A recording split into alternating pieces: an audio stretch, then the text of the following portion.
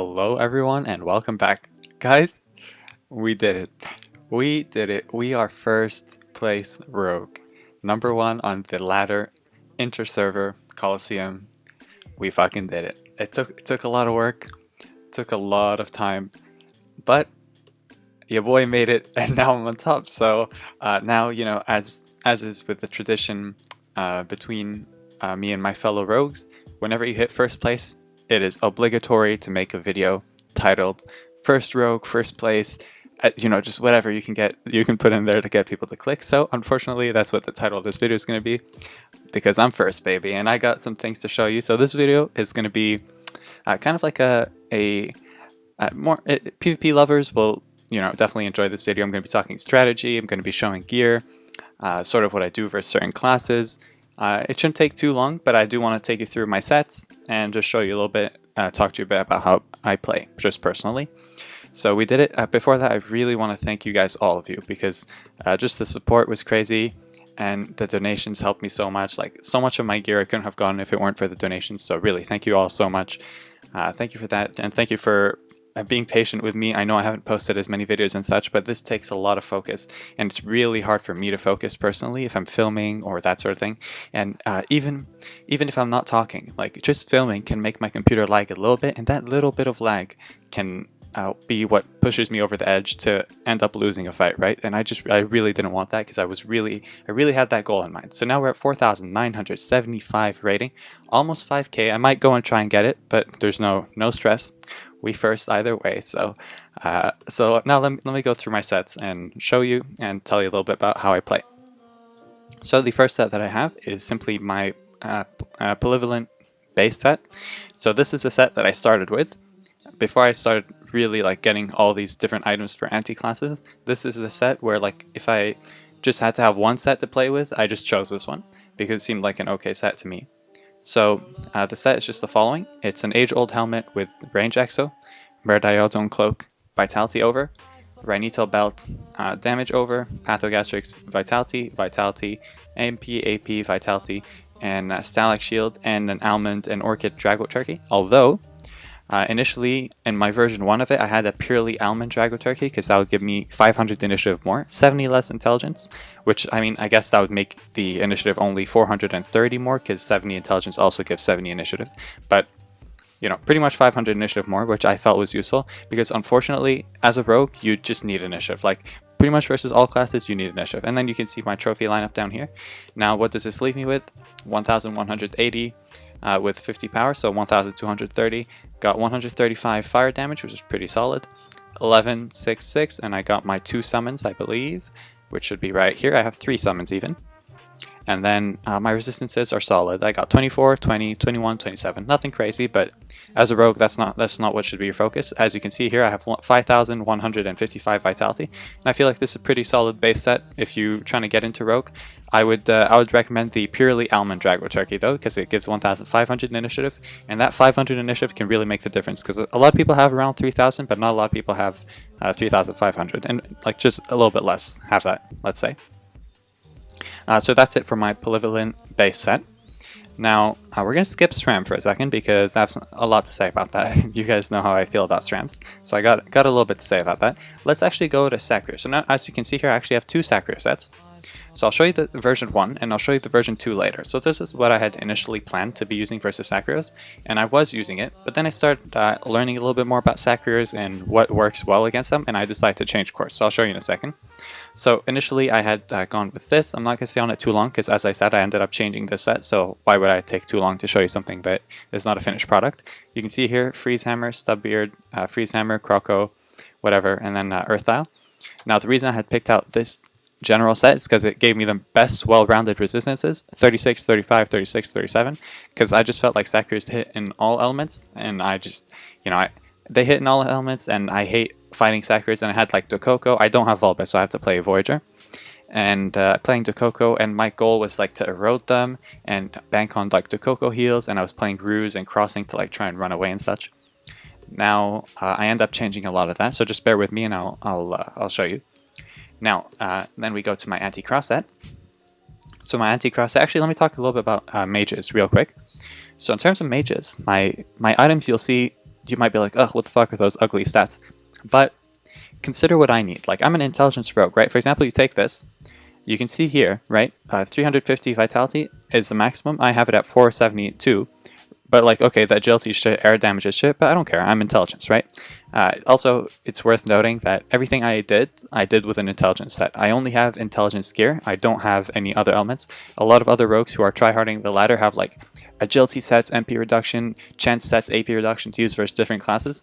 Now, I wish I had some of those things in certain matchups, but you know, as you can see, I did quite well with just an intelligence gear, right? So some of my mages, like for example here, right, I have a 100 vitality over, I don't have any air damage. Here, for example, I have a 80 vitality over, I don't have any lock, I'm missing a crit on there, no pushback damage, my bow has no crits, no AP reduction. It's whatever, like I'm going for these vitality over mages, and sure, it would be good if I had those crits, but I'd probably have less vitality then. And what's worth more to me, crits or vitality? Vitality, right? So as long as my dodges all the way, intelligence is good, my resistance is there, you know, as long as the things that actually matter to me are on there, I'm quite okay with sacrificing some of those less useful things. So that's it for, no, I haven't even showed you this set, I was just talking about mages.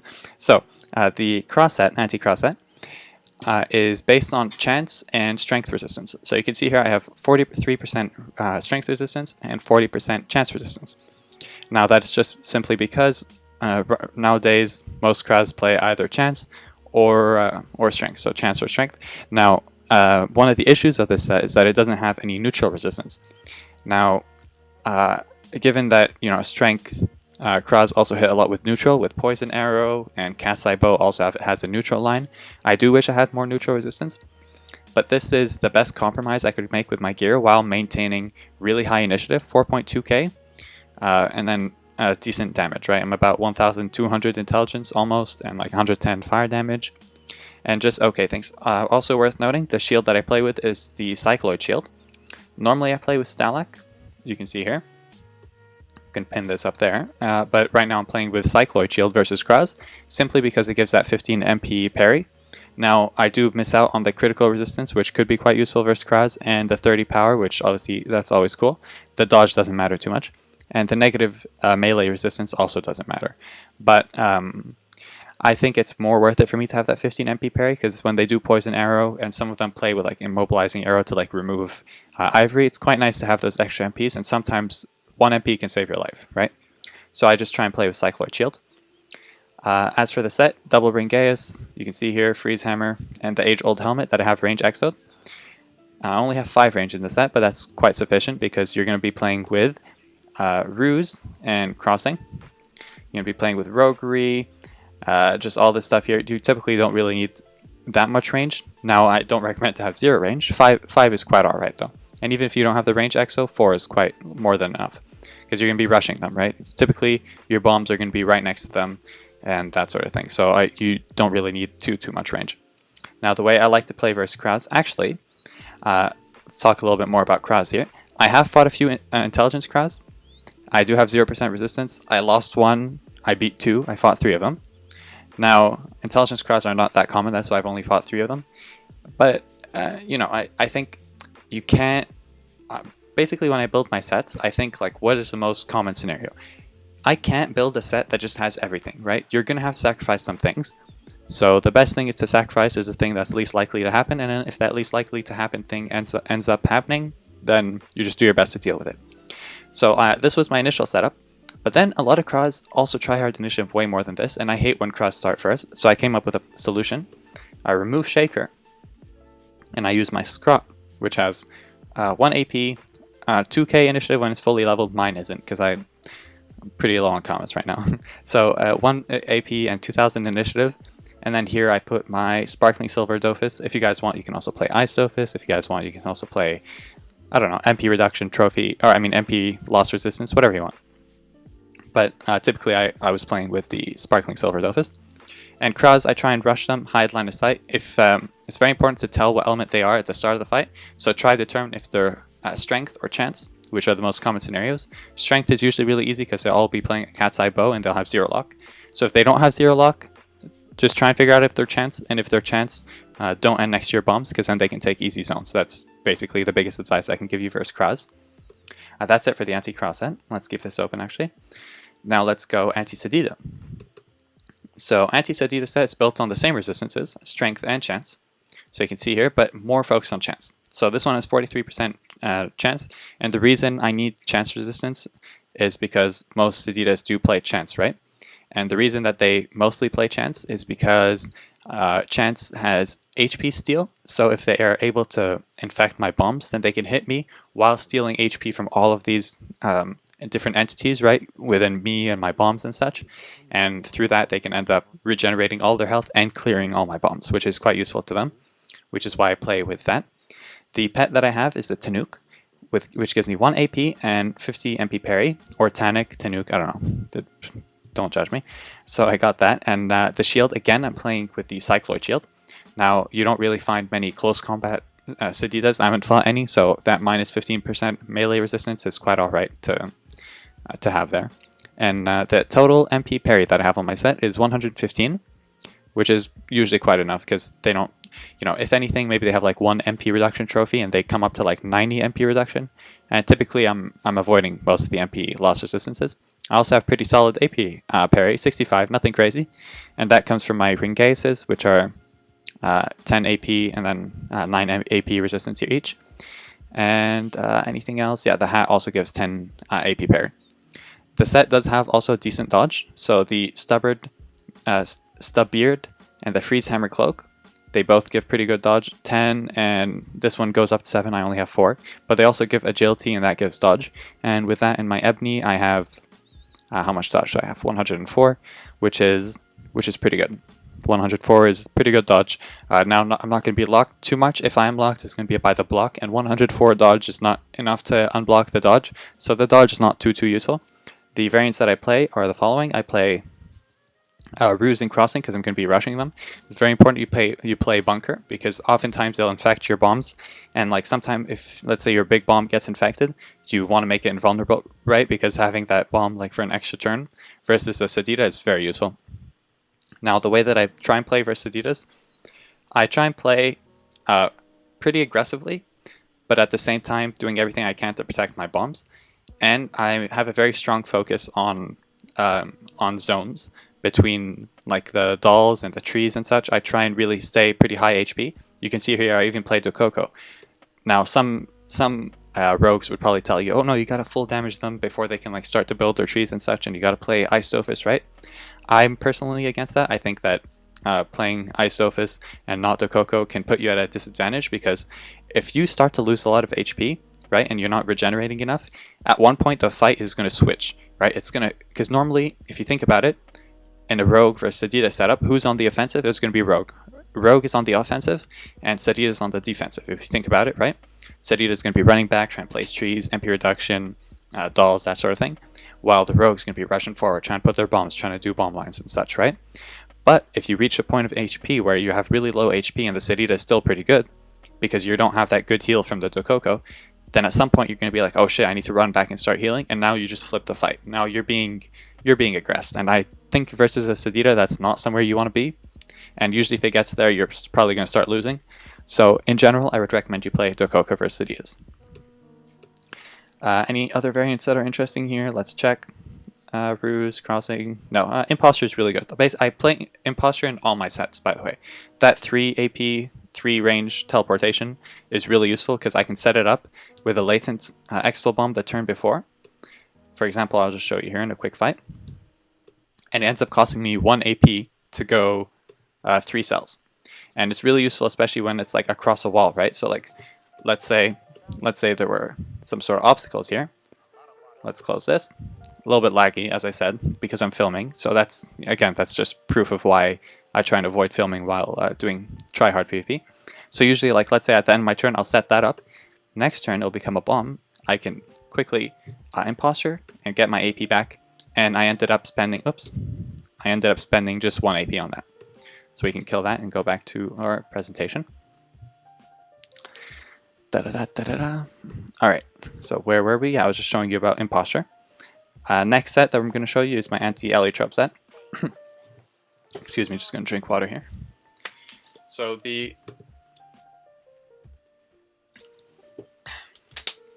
sorry guys. So the Anti-Eliotrope set that I use is based on strength and intelligence resistance. Initiative, I don't care for that much. Sometimes it does matter.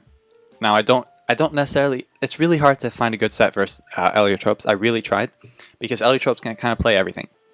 Like a good Eliotrope can really play anything. The most dangerous of which for us rogues is intelligence. So I try to focus that resistance.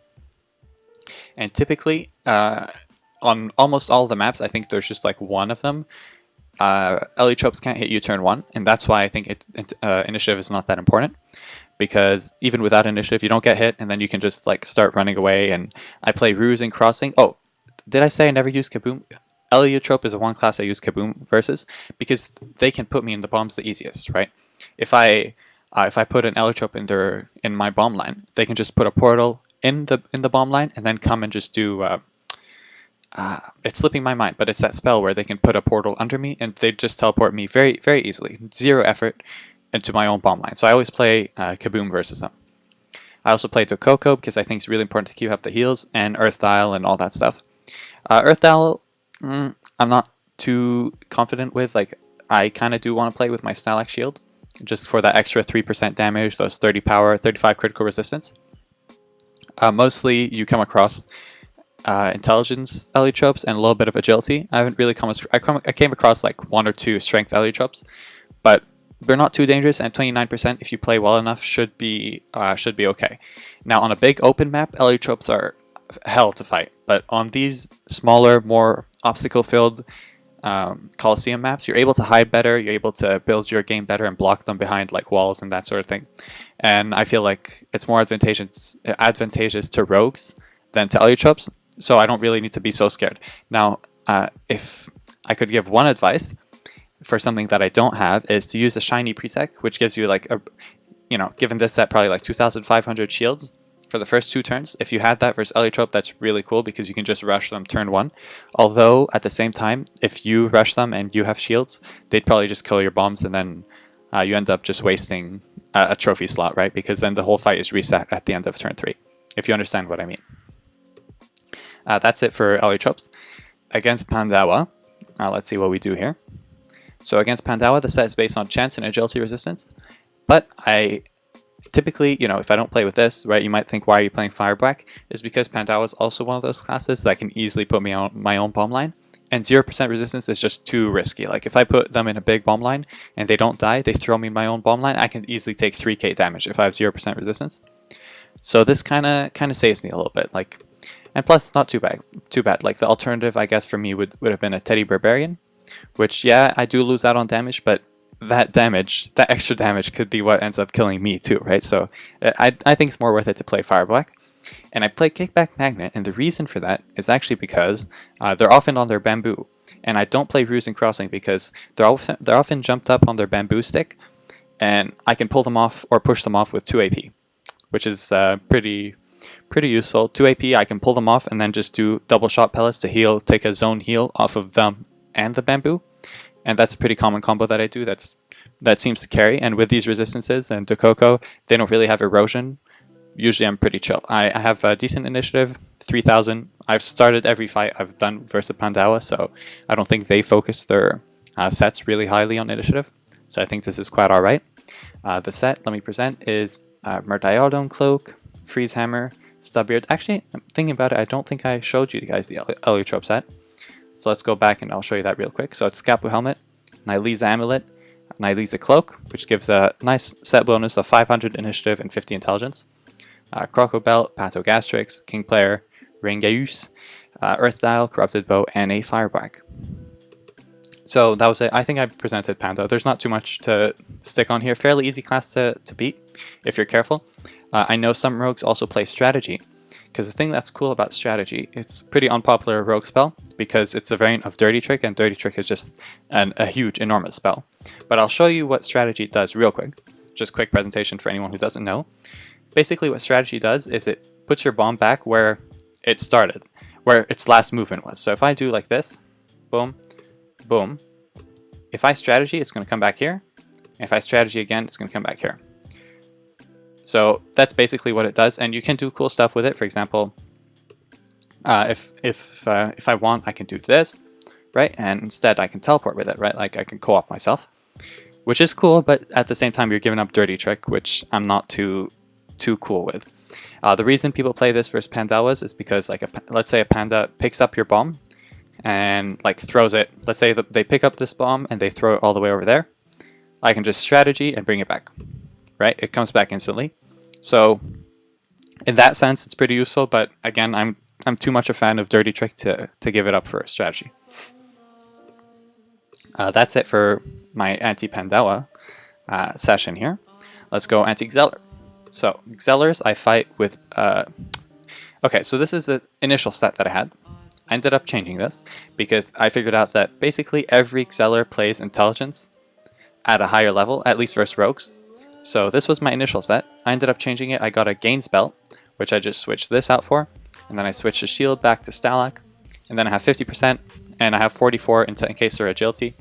I did fight one strength one, but I don't think they're the most dangerous, although they can do really heavy damage, so maybe you do want to play with Earth Dial or be more careful. This is just a set that I use, though. You know, the things that I'm showing you are what I do. They're like advice, but at the same time, if you guys want to try something different, you're obviously not forced to play the same way that I am, right? So the set that I use, Freeze Hammer. Freeze Hammer I use a lot because it gives a 1500 initiative. In case you guys didn't know that, or I didn't mention it, I play that. And then Fire Black, and then you can see here. I would play Sparkling Silver Dofus, but I think Xelors are really careful about it. Like in my experience, whenever I put a Sparkling Silver Dofus, they just do the calculations to make sure they never put me under 20%. And then since they have really high damage capacity, like even if they leave me at 30%, next turn they can come and kill me, and I can't really do anything about it. Now, where Sparkling, I can't really do anything about it. Sorry, I think my voice got out there. Where Sparkling is most useful is versus classes that can't damage you that hard, right? Like a class that like hits you bit by bit, maybe, I don't know, like I'm thinking like maybe Eliotrope or something, right? Like they, you know, focus on their ebonies, they focus on like a little bit smaller damages, right? A Sparkling versus them can be pretty useful. But versus classes that have like a huge burst damage, I don't think that Sparkling is the most useful, but you can always put it because if the person's not careful, it can always save your life, right? That's it for Xelors. How do I play them? I don't care much for initiative. I do have 3000 initiative, but if they do start, it's not that much of a big deal, because usually they'll just come and put a premonition, which is like the glyph. They'll teleport them onto the glyph the next turn. But I just put a bomb on it and powder it, and then they end up wasting that turn, right? So in general, I'm not too worried if they start, but I do have 3000 initiative, so fair amount of time I'm the one who's starting. That's all I really have to say against Xelors. Here are my variants. And then let's go to Anti-Rogue. So my Anti-Rogue set is not perfect. It's just kind of what I use, again. So I use a set that's based on agility and intelligence resistance. So you can see here I have 45% intelligence, 41% agility resistance. Now, optimally, if you really want to optimize, because of the way that Rogue versus Rogue fights go, I would definitely recommend you fit an Oak or Dofus somewhere into your set, and I would definitely recommend you put a Volbus if you have it, because basically the way the fights go is you don't hit each other for a couple turns, and then you come and try and do combos on each other. And because you're not hitting each other, you could easily get those AP bonuses and those damage bonuses from the Volbus, right? I don't have a Volbus, and this is kind of just a set that I used. That's why I'm saying it's unpolished, because I could definitely give it a relook and try and figure out how to fit an Oak or Dofus in it just for that extra AP. But I'm quite satisfied with what I have. Dokoko, 45, 41, pretty good damage. I think it's very important to have solid damage. You can see I have 1113 intelligence and 100 power. I'm playing with Stalak Shield, so 15%. I have this one exoed 1% range damage and 120 fire damage. 120 fire damage is not crazy, but I have really high intelligence, and with that extra range damage and stuff, it usually carries. Now the variants that I play is Kickback Magnet. A lot of the more inexperienced rogues would rather play Ruse and Crossing to be able to move. But the thing is, when you're playing Rogue versus Rogue, you 100% want to play at least one of these, right? You want to play at least either Kickback or Magnet. So, you know, if you want, maybe play like Ruse and Magnet, sure. Or maybe play Kickback Crossing. You don't want to give up both these spells. If you give up both of these spells in a Rogue versus Rogue match, you end up in a situation where you can't really move the Rogue, and you can't move their bombs. So let's say I'm in a fight, right? So let's say I'm versus another rogue, and let's say I come here, right? Let's say I just go, I don't know, let's say I go here. Okay, obviously there's no map like this, right? This is just a hypothetical example, and I do this.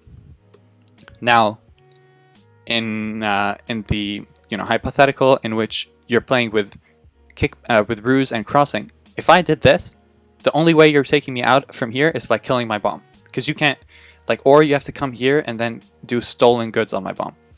Whereas on the other hand, let's say that Kawa was me, and I'm the guy fighting me, right? So that's me. It's a lot easier because I can.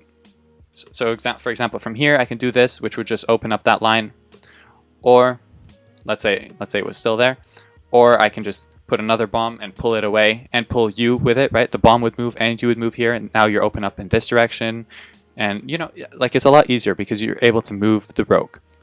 And additionally, kickback's really good because you can protect multiple bombs at once. So for example, if I did this, kickback can give shields to more than one bomb at once, which is always pretty useful. So we're going to kill that.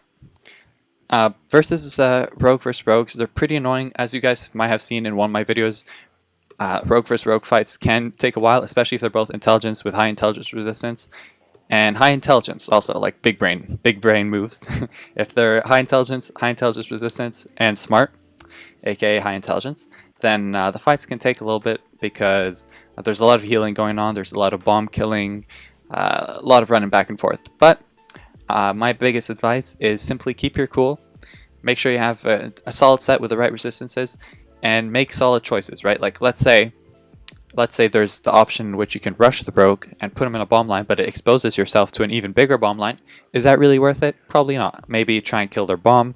Maybe try and come up with a better combo that also makes you safe. Try and think of these things. That's just my advice for rogue versus rogue.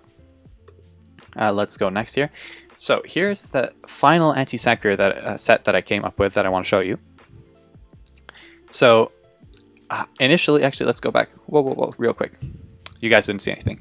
So remember, my old set was 4,500, basically only 1,000 intelligence, right? If you add the power to the intelligence, and with Voyager to Coco, and I was trying to erode, and just with all-round resistance.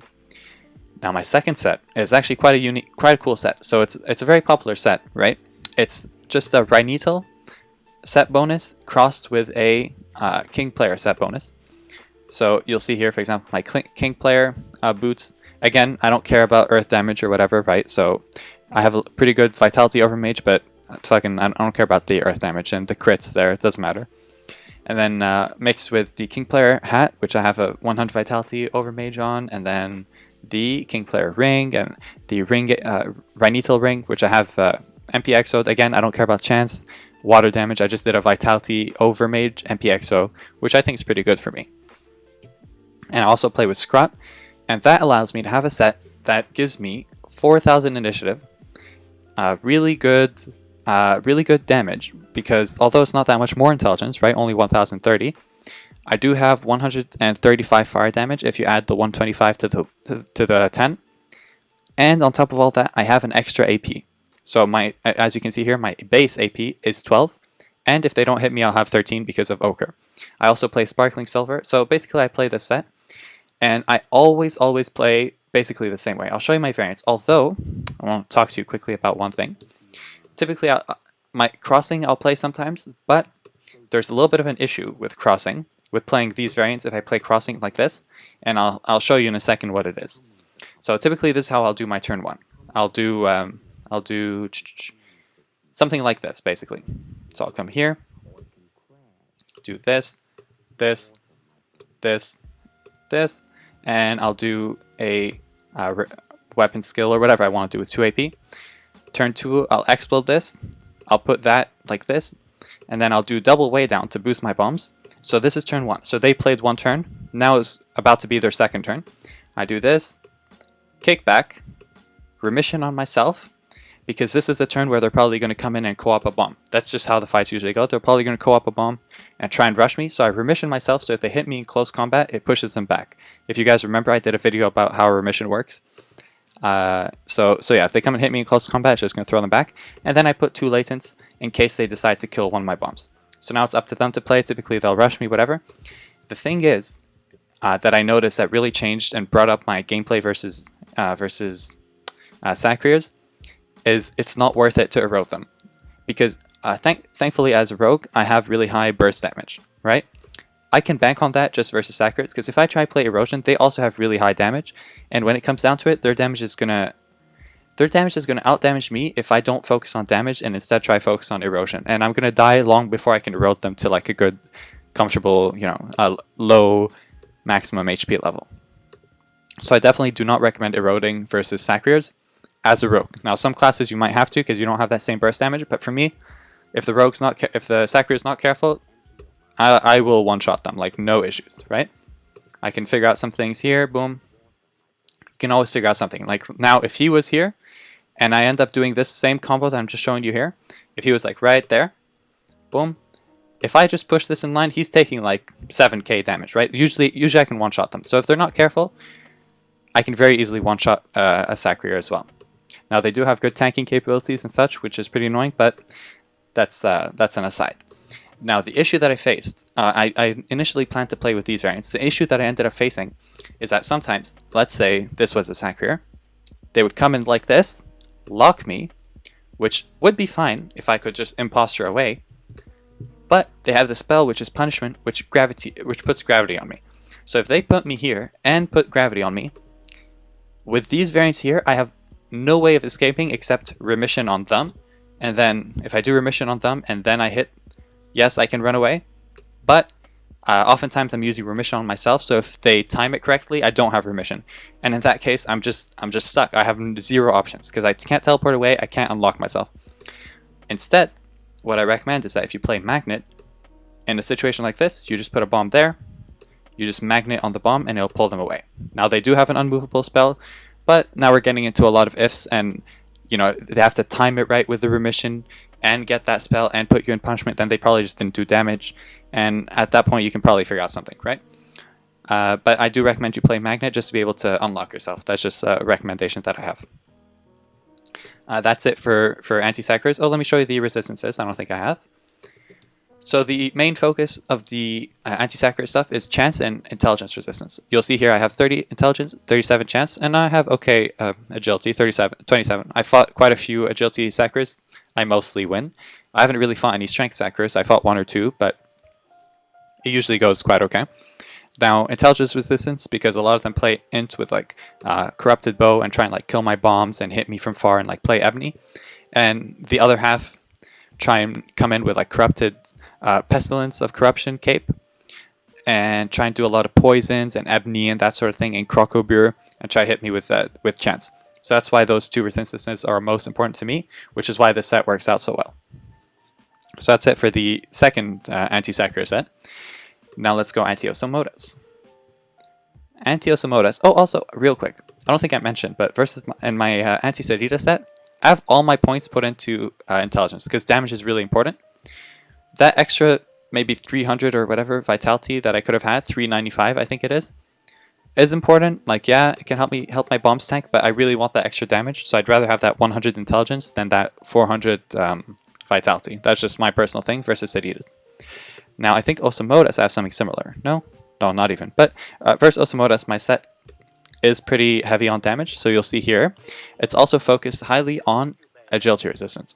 So typically Osamodas that I fight are going to be either agility or chance. Those are the ones that I fought. I did fight a fire Osamodas. I did end up losing, but I end up losing to like 100 HP, and I could have done a combo better. I just misplayed a turn or whatever, which is fine. But anyways, you win and you lose some. You really need that agility resistance versus Osamodas, because a lot of them play Tofus, and the ones that play Tofus can focus your bombs really hard. So actually what I recommend is you play Bunker. And definitely Kickback, because Kickback, once again, can help you protect multiple bombs for just 2 AP with shields. So you definitely want to be able to protect your bomb as much as possible. And you need Walking Bomb. I don't recommend Remission. And Bunker and such, and I think in general you should be fine. Now, what I have also found kind of works is to switch this. you do lose a little bit of damage, but that Sparkling Silver can really help carry versus Osamodas, because again, if you have 50% agility resistance versus an agility Osamodas, they can't really one-shot you or like do crazy burst damage. So in general, I found that I have been able to get my Sparkling Silver Dofus to you know, act or whatever, give me my HP and final damage, and it's saved quite a few fights. So I would definitely recommend it. And even if you drop the Ice Dofus, you still have 133 fire damage, which is obviously 25 less than 158, but I still think it's worth it. And the way that I play Osamodas is make sure I'm clearing the summons every turn. Any summon they put, I'm clearing it. Especially, and speaking mostly about intelligence Osamodas, but typically any Osamodas, you want to clear summons. If you let summons build up, you're just going to get killed probably turn 3, maybe even turn 4, you know? It's not even, there's no contest. If you don't kill the summons, you're just going to die. Now, I do recommend you kill them every turn. Sometimes it's a bit hard, but one of the things you can do with Kickback and Magnet is like make zones. So if the Osamodas is like not smart about how they're playing, and they, let's say, okay, let's use this Kenojedo employee. Let's zoom in here. So let's say I'm the Osamodas, and I leave my summon here, right? Let's turn on the cells actually, so you can see, right? So I did this.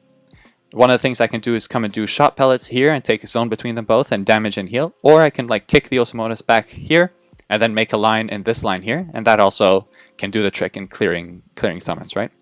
And typically I recommend you do a line if you can, because remember, don't worry too much about healing necessarily, worry more about clearing, because also when it comes down to it, at the end you're probably going to get your Sparkling Silver Dofus, and so in that way, heals are not as important. It's more important to focus on damage. And make sure you're protecting your bombs. Did I even show you the set?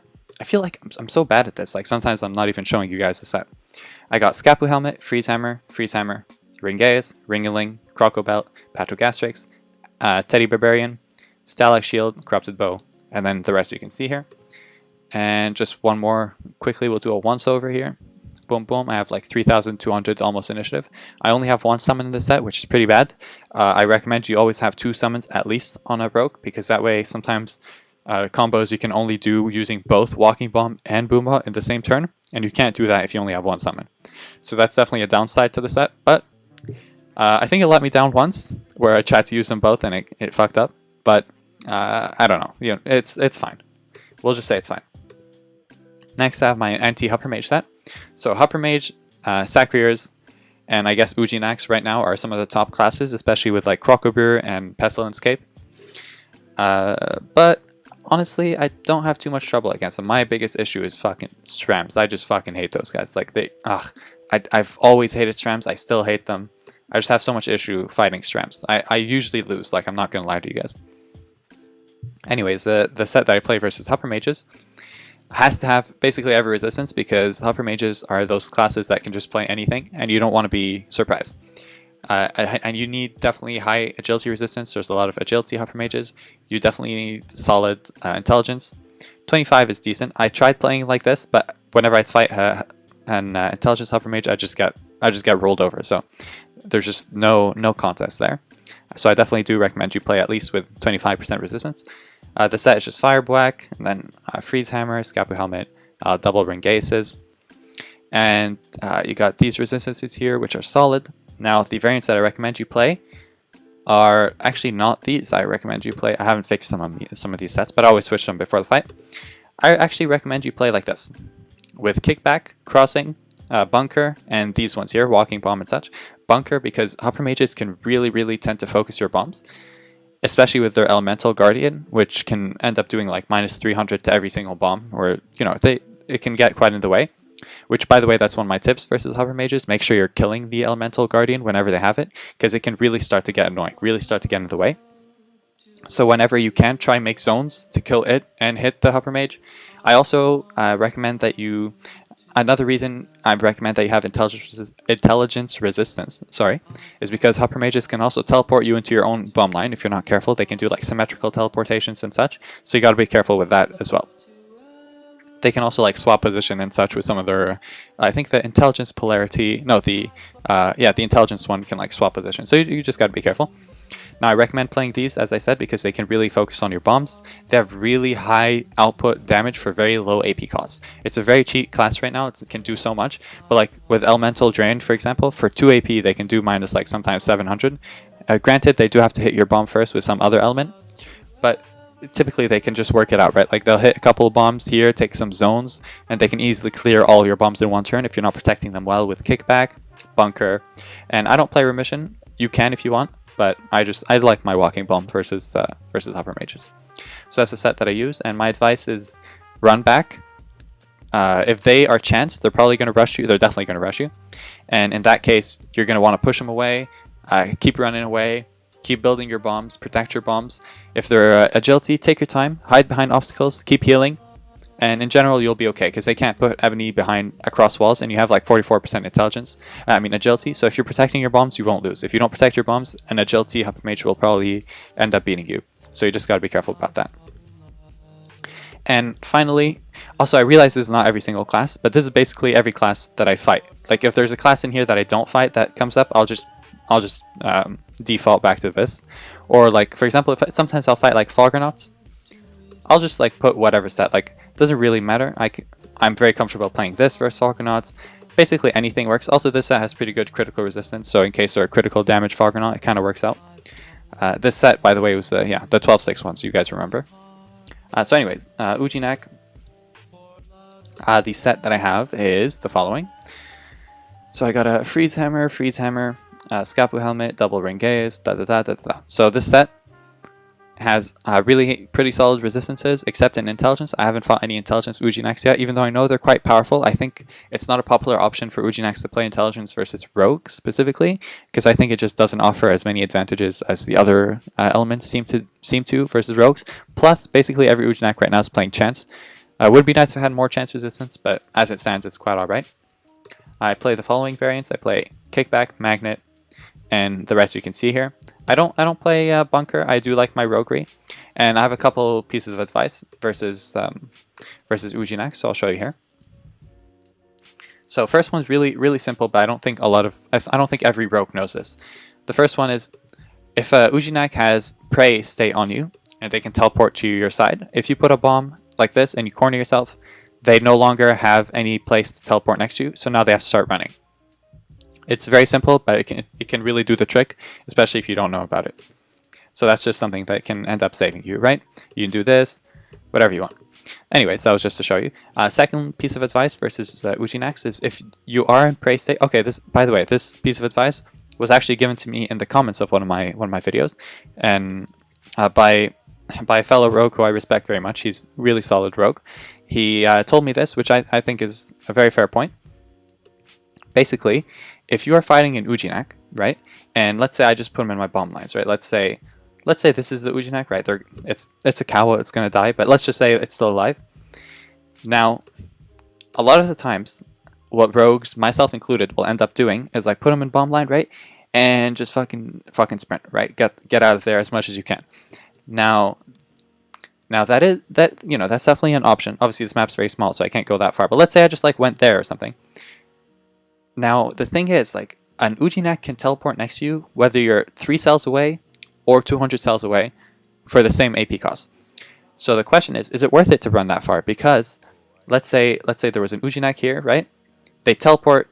Let's say I ran away all the way here. Now they teleport behind me. Obviously, there's no map like this in Coliseum, but they're super far away from my bombs, and I'm like locked and everything. So what I recommend versus Ujinaks is actually, after you put them in your bomb line, stay close to your bombs, because Ujinaks can typically only hit you in close combat for the most part. Obviously, chance Ujinaks can sort of be annoying, but if that's the case, let's say he's here, let's say he's here, just block the line of sight, right? Now there's no way he's going to hit you without coming to this side of the bombs, and if he comes to this side of the bombs, he's not going to cross that way again, so he can only go so far, right? Otherwise, he just has to teleport, right? That's just the way it is. Whereas if I had ran all the way back here, if he teleports here, hits me, now he can run very far away from my bombs. So I recommend you definitely stay close to your bombs versus them Ujinaks. Let's kill this pouch. That was it for the Anti-Uginak, which I think was the last set I had. Now I have the Anti-Sram set. I'm going to do a quick cut because I have a couple of things to show you on this one. I want to show you what I had initially planned. I want to talk to you a little bit about what happened, and then my my final plan. Which, anyways, just give me a second. I'm gonna cut, and I'm gonna talk to you for a second. All right, here we go. So I'm gonna show you my Anti-Sram set and tell you a little bit about how I play. Now, anyone who has been with me for a while, like on this channel, or simply anyone who plays rogues, or anyone who has talked to me in game, you guys know how I feel about Srams. This is the most stupid, ill-conceived class I've ever faced. What kind of developer thinks, you know what I'm gonna do here? Hey, yo boss, I have a good idea. Hey sir, listen. How about a class that can for 2 AP go invulnerable for a couple of turns, all while putting damage, while invisible, putting things on the map that are invisible, and being able to now with the new update teleport across the map by switching with double, do insane damages, erosion, gravity state. How about, oh sir, I actually have a wonderful idea. How about a 3 AP spell that can end up doing up to -700 damage at the end of every turn for infinity, for the whole fight? How about that? 3 AP, -700 every turn for the whole fight, and all they have to do is step on one trap every turn. One trap. Man, you know how hard it is to not step on one trap? How, you know, because they're invisible. Like, that's the whole thing. If the traps were visible, maybe I would have a chance to avoid them. But they're fucking toxins, man. Like, that shit hits so hard. Anyways, let me show you my initial idea versus Srams, and I'll show you what it kind of evolved into. So initially, my thought process was, okay, versus Srams, I need the following. I need agility resistance, I need chance resistance, and I need strength resistance, because strength Srams can hit really hard, and toxins is really difficult, so you need agility resistance, and chance because calamity for heals and such. So, and I also need really high damage. I also want initiative, and so this is the set that I have come up with. This is Anti-Sram V1. Okay, so this is a set that I had come up with. I'll show you the items if it interests you. So, Stubbeard, Freeze Hammer Cloak, so it's a full set bonus, 1 AP, 1500 initiative there.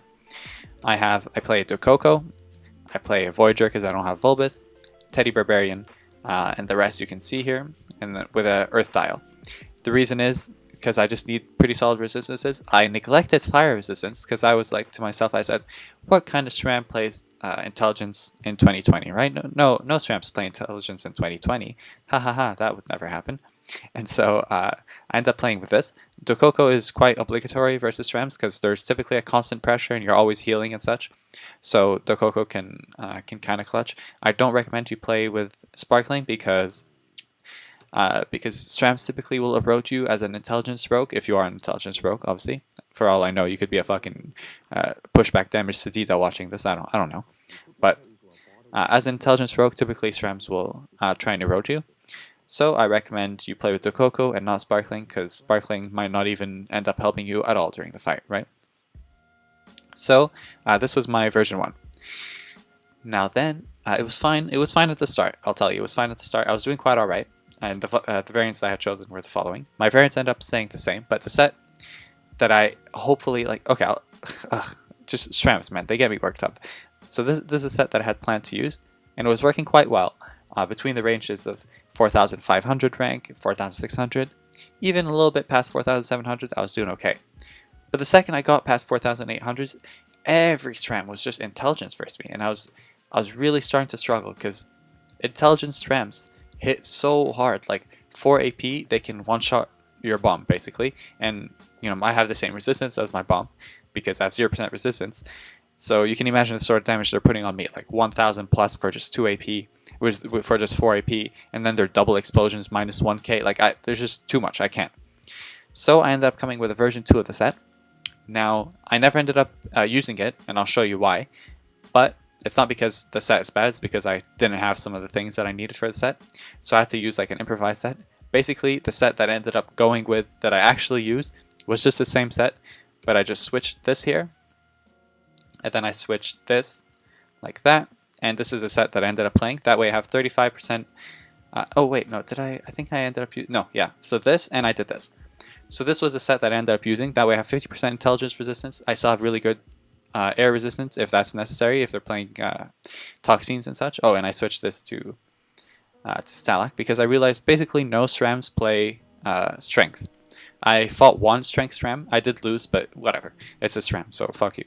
So in general, they all play intelligence, so it's really important to have the high fire res. But then the second I put on this set, I come across a full chance SRAM. And I'm like, what the hell, man? Like, this class just bothers me because they can do so much. So I came up with a final version of the set, which I didn't end up using because both the rings that I need are the Ringaling and the Rhinital. But if you guys can spot the problem, yeah, they're both MPXs, and I need one of each, and I don't have that, so I ended up not being able to use the set. But as you can see by this big flex, I ended up doing quite alright. So let me show you the set. I have it somewhere here. Should be here. Alright, so this is a set that I ended up coming up with that I wanted to use. You'll notice the initiative is pretty low, but it doesn't really matter, because if you're fighting a SRAM, initiative doesn't really matter unless they can put toxins on you turn 1, but that's, again, only one of the maps. So in general, initiative versus SRAMs doesn't really matter because let's say you try and rush them turn 1, well, they can just go invisible. So it doesn't really matter. Like you can't do anything with your initiative that's going to really help you. So this set has this plus this, which gives me around 1,200 intelligence, depending on mages, right? This one's cool because it has 6 range. The previous one had 5. A lot of times you need to do long range dirty tricks versus SRAMs. And 2 summons, which is nice. And you can see here the resistances are the following. So 45% intelligence, 49 chance, 44 agility, which are my main focuses, and then lacking on strength and neutral. But those are really the least common, and as I explained previously, sometimes you just got to take that risk because otherwise you're going to go nowhere. So this is a set that I would have played. So Scapu Helmet, Rhinital, which gives me this nice set bonus, Inky Veil, Ringaling, Corrupted Bow, Boots, which are the same as Patogastrix, give a little bit less damage, but they also give a range, which, as I said, is pretty useful. Same thing, Dokoko, following Dofus, and this time I don't have to use a Voyager because I'm only using 2 item set bonus. And Stalak Shield, which is great because I don't have to use Earth Dial, which means that I can have a little bit extra damage and such. Now, this set altogether would have been pretty good. I definitely recommend this set if you guys are going to play versus SRAMs. And where is the game? Here. The variants that I recommend are the ones that I have currently. Now, Roguery isn't too useful if you get hit with Toxins, because Toxins is an end of the turn poison. So if you do Roguery, Toxins is just instantly going to reveal where you are. But Roguery isn't only an illusion spell. You can also use it as like a jump, right? So sometimes I just use Roguery to go in the direction that I'm like trying to go. So forget about trying to trick the person. Let's say I want to go that way. I'll just do Roguery, right? That way I don't have to, whatever. And if people end up wasting AP trying to find me here and here, then that's on them. But I just want to go in this direction, so it is what it is. Now, one of the really cool things that you're definitely going to have to use a lot versus SRAMs is the following combo. So this will happen a lot. So let's say that bomb is like boosted, right? The reason I say you have to do long range dirty tricks. So let's say this guy was a bit further back. Oh, for fuck's sake. Hold on. So let's take this guy. Okay, so let's do this. Just want to show you real quick because this is one of the most common things that you're gonna have to do versus them. So we're gonna do this, and let's come and release him too. So let's say I had a bomb all the way here. This is one of the most common things that you're gonna have to do versus SRAMs. So SRAMs really like to put traps in front of them. That way I can't use Boombot to pull them because the trap's gonna block that motion, right? So unfortunately, one of the most common things that I have to do versus SRAMs is come here, put a bomb, crossing. If I have AP, I'll remove Ivory. This is going to kill it. Whatever, I'll remove Ivory and then Dirty Trick, and then that's pretty solid combo. Obviously, you can only use it once between every invisibility, so try and time it well. Try and use a lot of damage, and swap with your big bomb, I guess, which seems pretty obvious. Anyways, that's all the advice I have for you guys for this video. If you have any questions, feel free to leave them in the comments. I hope I didn't bore you. I just tried to make this more of a technical video with genuine advice about sets and variants and different options versus certain classes. So yeah, if you guys have any questions, really feel free to leave them in the comments. I try to answer pretty much all of my comments. And if you guys enjoyed this video, also don't hesitate to leave a thumbs up. Once more, thank you guys so much for the support. Thanks everyone who donated. And fucking just thank you everyone. You guys, you're awesome. And yeah, that's it for this video. I hope you guys have a wonderful day, and maybe road to 5K soon. Who knows? I'll see you soon. Bye bye.